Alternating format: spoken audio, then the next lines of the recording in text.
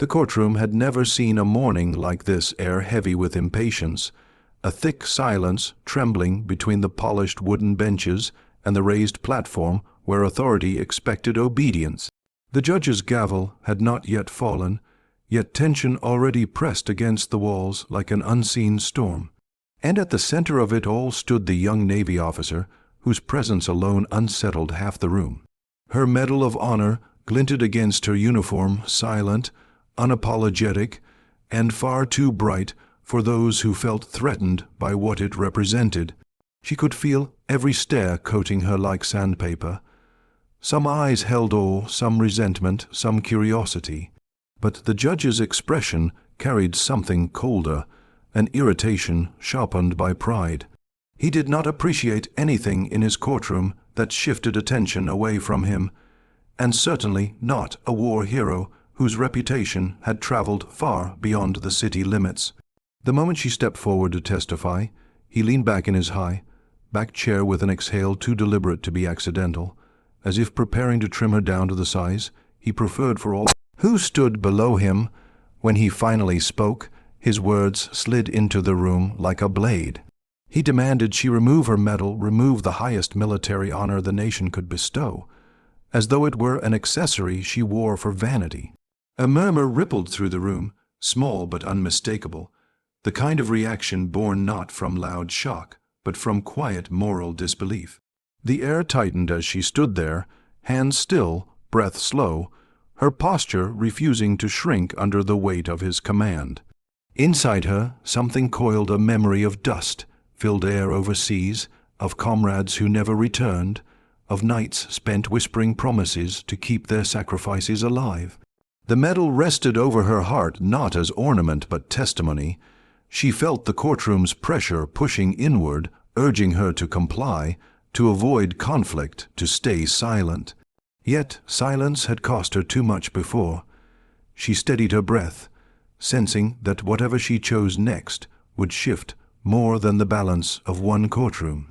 The judge's gaze sharpened, anticipating compliance.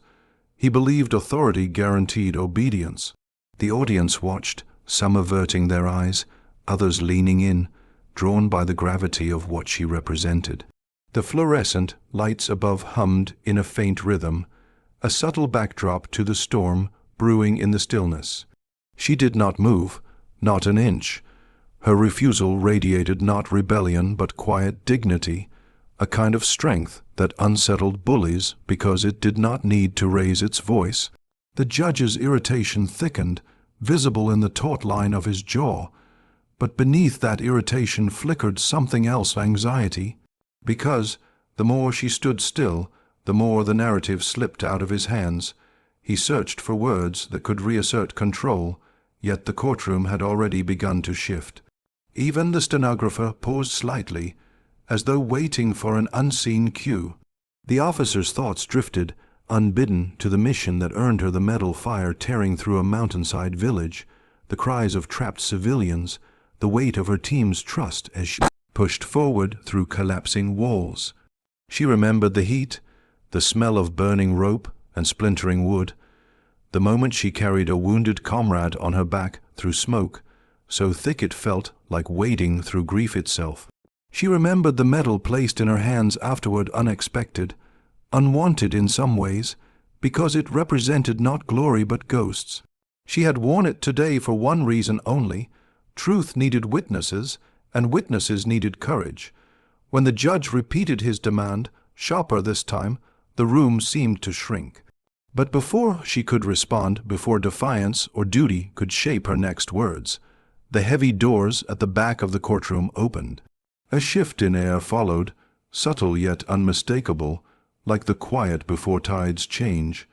Heads turned instinctively. An admiral stepped inside, his uniform immaculate, ribbons aligned in perfect order, his presence commanding without effort. The metallic insignia on his chest glimmered with a history few understood, and the quiet thud of his polished shoes against the marble floor carried the weight of decades of service. Every person in the room felt it, an authority rooted not in arrogance but sacrifice. Conversations died before they could start. Even the judge's expression faltered for half a heartbeat. The officer's breath caught, not because she sought rescue, but because she recognized the unwavering resolve in his eyes, a resolve forged in battlefields far harsher than this courtroom. He had the look of someone who had buried too many comrades to tolerate disrespect toward the living. He walked forward, slowly, deliberately, the kind of walk that made even the complacent straighten in their seats.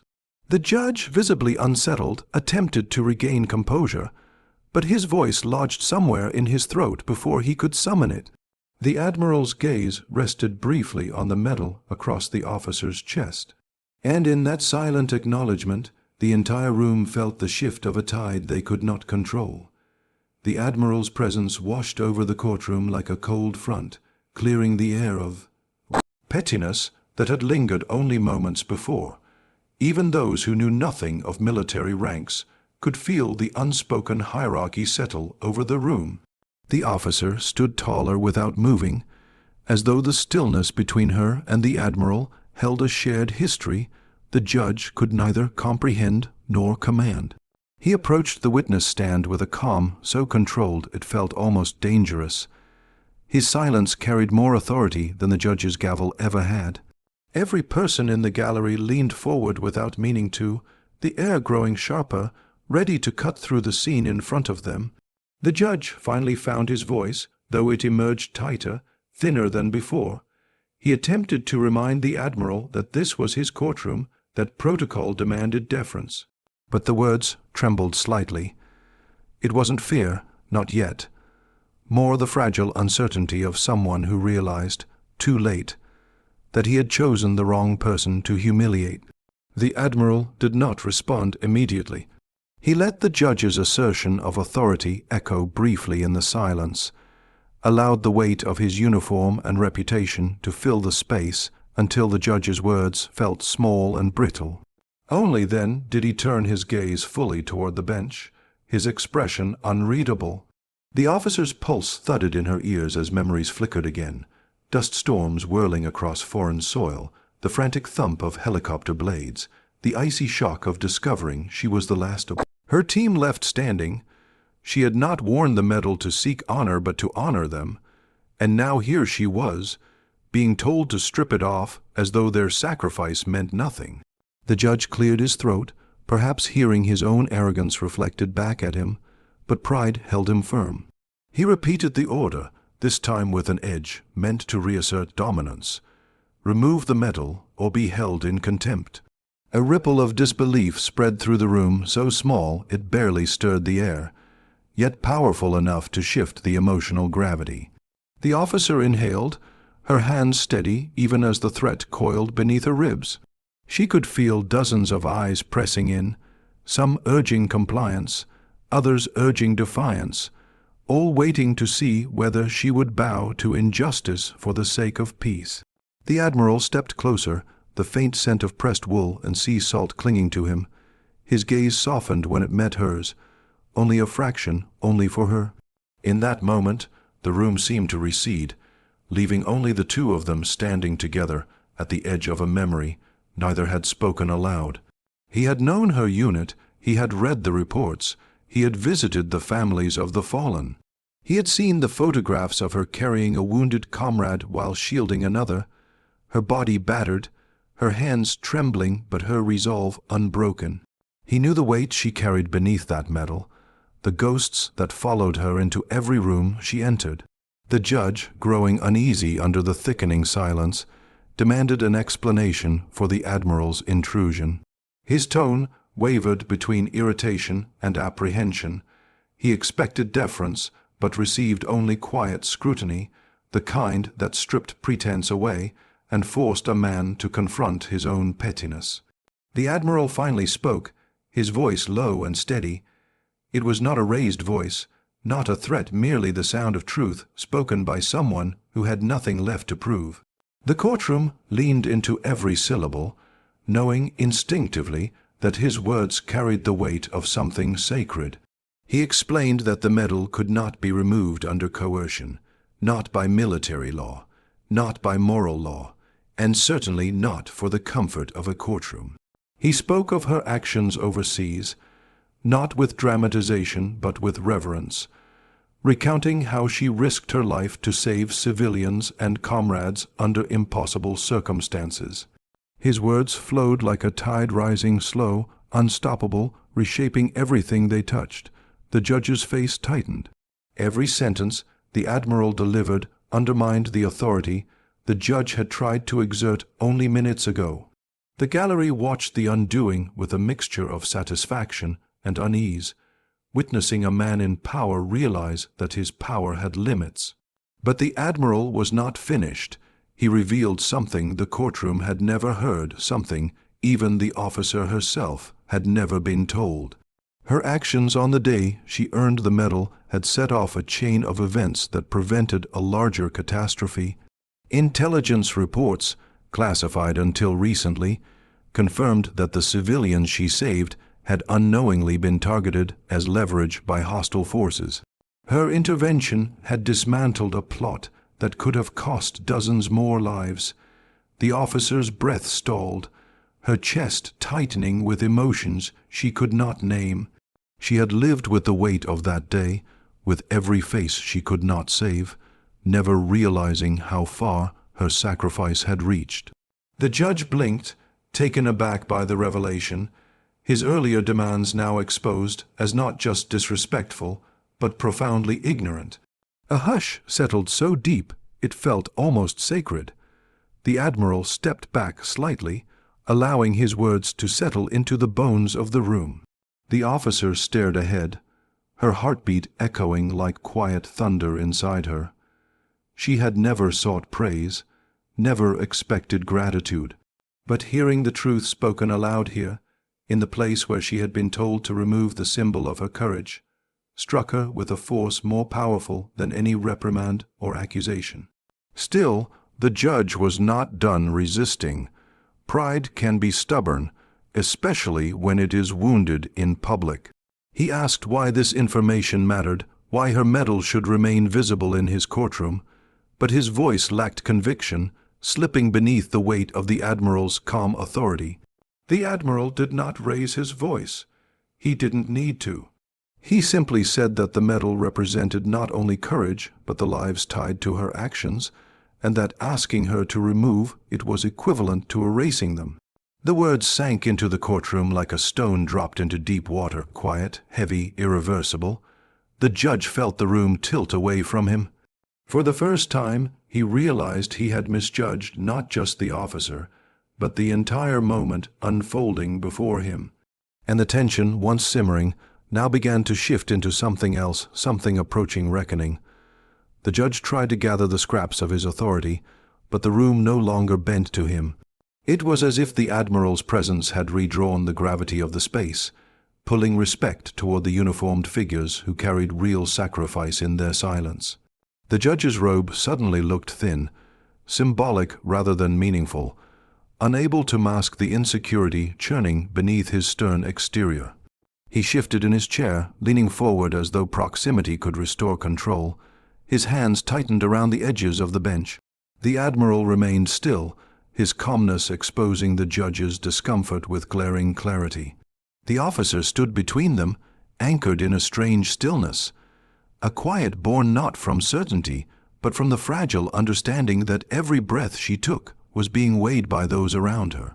She did not know whether the judge would relent, double down, or lash out. She only knew the medal lay cold against her chest, as it had on countless nights when memory kept her awake. The judge questioned the relevance of heroism to the legal procedure at hand, clinging to technicalities with the desperation of a man drowning.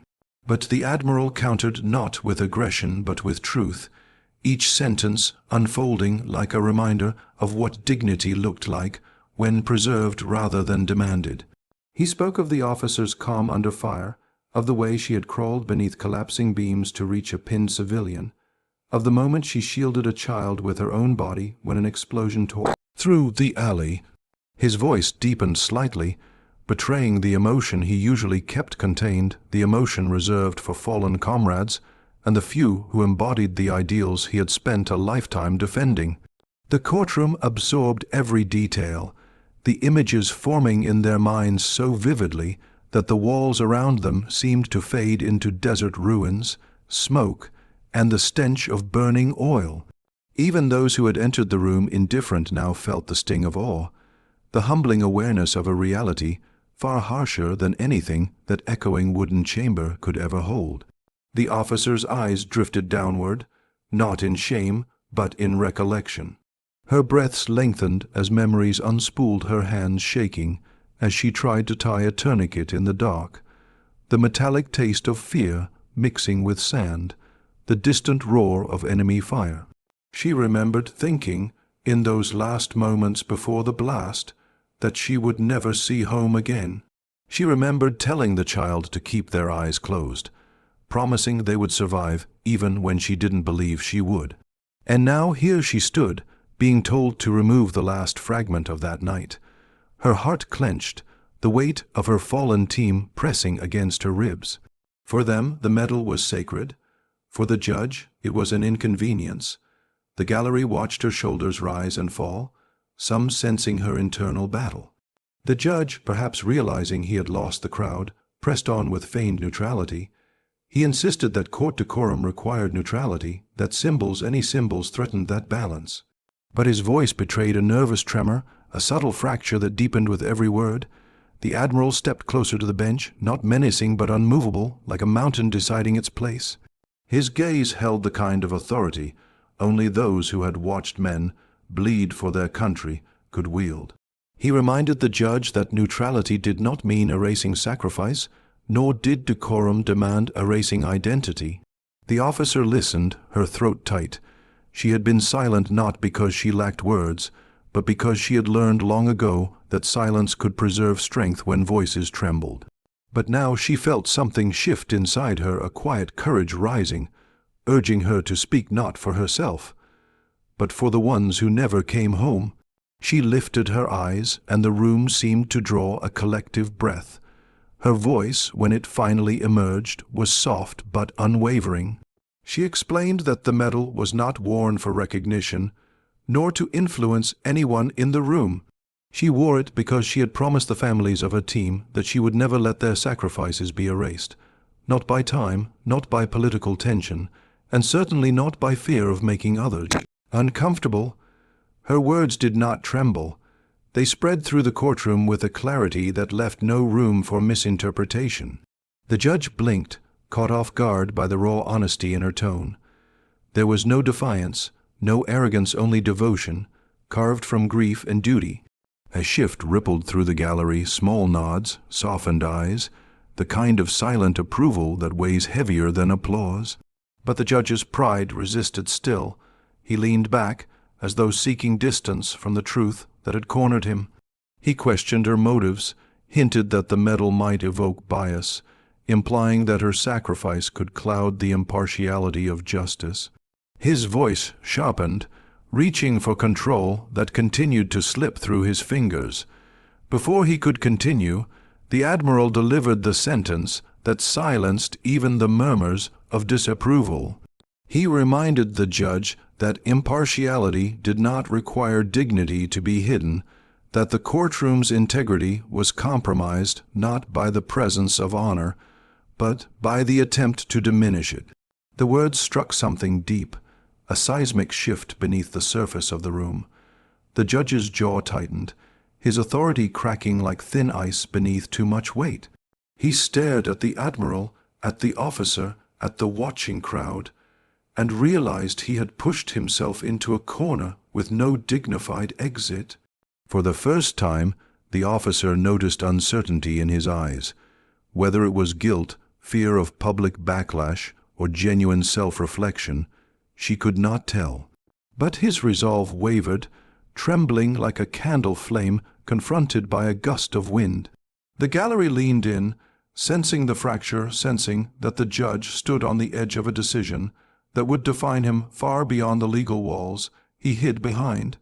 And just as the weight of the moment settled into bone, deep silence, a sound broke it, not loud but unmistakable. The door at the back of the courtroom opened again. Every head turned, wondering what force could possibly enter now, when the room already balanced on the nigh edge of a reckoning. The officer felt her pulse quicken, because she recognized the silhouette, and the Admiral's eyes widened by a fraction. Someone else had arrived. Someone who would shift the destiny of the moment even further. The figure who stepped through the doorway carried no military rank, yet the weight of their presence pressed into the room with the force of a memory too sacred to ignore. The woman walked with steady steps, her dark dress simple, her hands clasped in front of her, as if holding something fragile. Her face bore lines shaped not by age, but by grief, and as she moved down the aisle, the gallery parted without being asked, as if grief itself demanded space. The officer's breath thinned. She knew that posture, that look, that quiet strength wrapped around brokenness.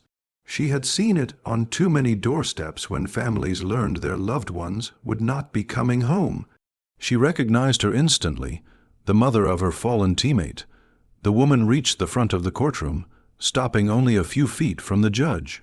Her eyes, red at the edges, shifted from the officer to the medal resting against her uniform. It was the same medal her son had recommended her for, in those final paperwork notes he filled out only days before he died. When she finally spoke, her voice held no tremor. It carried the unvarnished truth of someone who had endured the unimaginable and emerged with clarity sharper than steel. She explained that her son had believed in the officer more than he believed in himself, that he had admired her courage, her stubbornness, her relentless refusal to abandon those who depended on her. Her voice thickened for a moment, just a moment, when she recalled the day the officer arrived at her door, uniform torn, eyes exhausted, carrying not excuses but responsibility. The officer had stood with her through the burial, through the nights of quiet tears, through the labyrinth of paperwork no grieving parent should ever navigate alone. The judge's stern expression faltered. He had expected legal arguments or military protocol, not a mother's truth delivered with devastating simplicity. She then turned to him, looking directly into the eyes of the man who had tried to force the officer to remove the medal. She said that the medal was the last living connection she had to her son's bravery, because the officer had lived the moments he died in. For the judge to ask her to remove it was not just disrespect to the officer, it was erasure of the man she lost, and of every sacrifice etched into the metal now resting over the officer's heart. The gallery fell utterly silent. Even the ceiling fan seemed to slow, reluctant to disturb the gravity of her words. The judge stared back at the grieving mother, his confidence wavering like glass beneath pressure. He opened his mouth, but no justification survived the weight of what she had said. Authority had deserted him. The robe he wore, once a symbol of justice, felt suddenly heavy, as though stitched with every careless decision he had ever made. The Admiral bowed his head in respect. The officer swallowed hard, her vision blurring for a heartbeat. She wanted to speak, wanted to comfort the woman who had already lost so much. But the mother raised a gentle hand, signaling that everything she needed to say had already been spoken. The judge's silence stretched. Then, slowly, as if each movement cost him a fragment of pride, he leaned back in his chair. His gaze drifted to the officer, no longer demanding, no longer condescending, just searching, as though trying to understand what it meant to carry the burden of true service. He cleared his throat, but the edge was gone. The arrogance had dissolved into something quieter, more human. He announced that the officer could remain as she was, that the medal was not in violation of any court protocol, and that no request would be made again to remove it. His voice lacked the triumph he usually craved. It was subdued, humbled, edged with the lingering echo of shame. A breath of relief moved through the gallery, some subtle shift of gratitude mixed with quiet vindication. But the moment did not feel like victory, not to the officer. It felt like a long, overdue acknowledgement, not of her, but of everyone whose lives had touched the metal resting against her chest. As the judge attempted to resume the proceedings, the atmosphere had changed. The courtroom no longer revolved around his authority. It revolved around truth, around sacrifice, around dignity reclaimed. When the trial recessed, people stood not out of command but respect. The officer remained still, trying to steady the swirl of emotions inside her: grief, relief, exhaustion, and the quiet ache of memories resurfacing like old wounds, made tender again. The Admiral placed a hand on her shoulder, not heavy, not ornamental, but grounding. A silent acknowledgement that she had faced a different kind of battlefield today, and survived with the same integrity she had shown overseas. The mother stepped toward her. The officer straightened, unsure whether to speak first, but the woman reached out and gently laid her fingers on the medal. Her touch was soft, reverent, as though blessing the memories it held. She whispered that her son would have been proud. The officer felt a breath hitch, a tremor sweeping through her chest. She blinked rapidly, fighting the warmth gathering in her eyes. In all the years since the mission, she had carried guilt like a companion guilt, that she survived when others didn't. But in that moment, with the mother's hand resting over the medal, some small part of that weight eased, just enough to let her breathe without feeling hollow. The mother stepped back, giving her a small, exhausted smile before turning toward the aisle. The Admiral watched her leave with the solemn respect he reserved for only the strongest among them. When the officer finally walked out of the courtroom, sunlight washed over her uniform, catching on the medal in a glint that felt different now, less heavy, less burdened, more like a promise kept. And though the world outside bustled as if nothing extraordinary had happened, the people who had witnessed the moment would never forget the truth carved into the silence of that courtroom. Not all battles are fought with weapons, not all victories look like triumph, and sometimes dignity defended in silence shakes the world more than any gavel ever could.